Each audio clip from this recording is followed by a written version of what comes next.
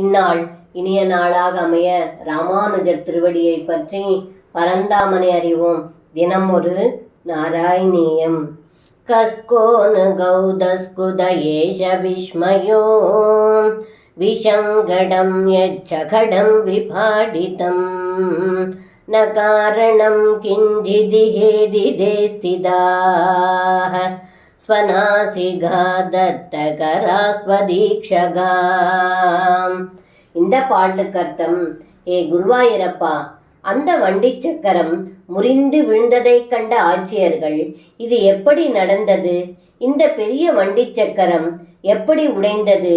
இது உடைவதற்கு என்ன காரணமோ தெரியவில்லையே என்று வியப்பில் சிந்தித்து தங்களையே உற்று நோக்கி இருந்தார்கள் என்று இந்த பாடலில் பட்டத்திரி சொல்கின்றார்.